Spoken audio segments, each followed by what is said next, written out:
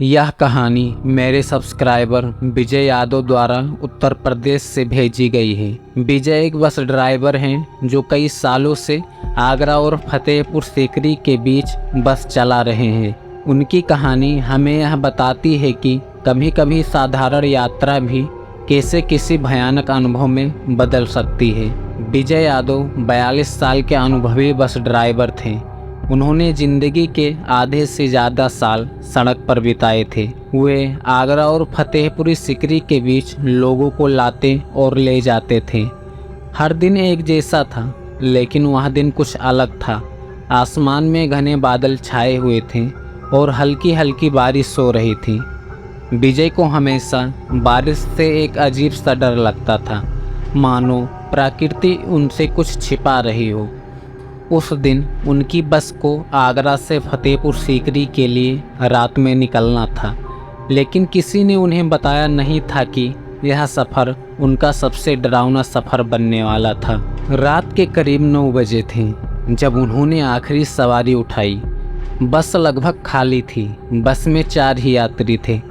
सब कुछ सामान्य लग रहा था जब अचानक विजय को आगे की सड़क पर एक सफ़ेद साड़ी पहने महिला खड़ी दिखाई दी। उसका चेहरा साफ नहीं दिख रहा था। बस की हेडलाइट की रोशनी में वह धुंधली सी लग रही थी। विजय ने सोचा कि शायद वह भी किसी सवारी की तरह थी और उसने बस रोक दी। वह महिला चुपचाप बस में चढ़ गई और बिना कोई टिकट लिए पीछे की सीट पर बैठ गई। विजय को थोड़ा अजीब लगा, लेकिन उसने ज़्यादा ध्यान नहीं दिया।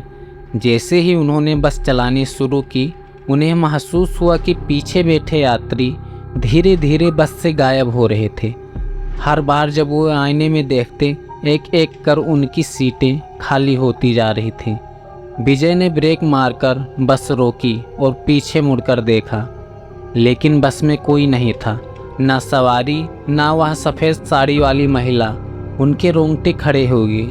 उन्होंने सोचा शायद थकान की वजह से वह भ्रमित हो रहे थे। उन्होंने गहरी सांस ली और फिर से बस चलानी शुरू की, लेकिन इसके बाद जो हुआ उसने विजय को अंदर तक हिला दिया।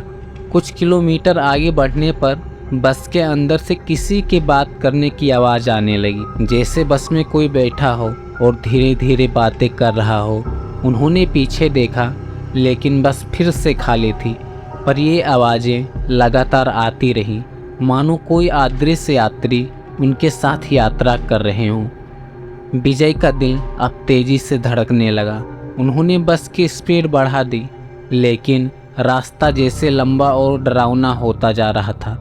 अचानक उन्होंने वही महिला फिर से बस के सामने खड़ी देखी। उन्होंने ज़ोर से ब्रेक मारा, लेकिन बस सीधे उस महिला के अंदर से होकर गुजर गई। विजय के शरीर में झंझनाहट सी महसूस होने लगी। अब विजय का डर बढ़ने लगा था। उन्हें समझ नहीं आ रहा था कि ये सब असल में हो रहा है या उनका दिमाग खेल खेल रहा है। उन्होंने जल्दी से बस रोकने का फैसला किया और बाहर जाकर देखा। चारों तरफ अंधेरा और सन्नाटा था, ना कोई यात्री ना कोई इंसान। तभी अचानक बस की खिड़कियां खुद ब खुद जोर से हिलने लगी, जैसे कोई अंदर से उन्हें खटखटा रहा हो। विजय वापस बस के अंदर दौड़े और दरवाज़ा बंद कर लिया, लेकिन अब अंदर की सवारियां फिर से दिखाई देने लगी। सब के सब अजीब तरह से दिख रहे थे और उनमें से कोई भी इंसान जैसा नहीं लग रहा था। वे सभी विजय की ओर एकटक देख रहे थे। उनके चेहरे काले साए जैसे हो गए थे। विजय की सांसें रुकने लगी। वो समझ नहीं पाए कि इस भूतिया सफ़र से कैसे निकले।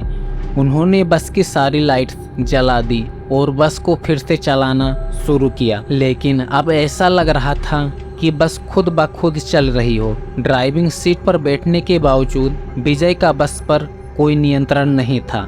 बस अंधेरे में दौड़ती चली जा रही थी, मानो उसे कोई अदृश्य शक्ति चला रही हो। आखिरकार जब बस एक पुराने सुनसान मोड़ पर जाकर रुकी तो विजय ने देखा कि वो वही थे जहां से उन्होंने सफ़र शुरू किया था, लेकिन बस की घड़ी अब आधी रात से भी आगे का समय दिखा रही थी।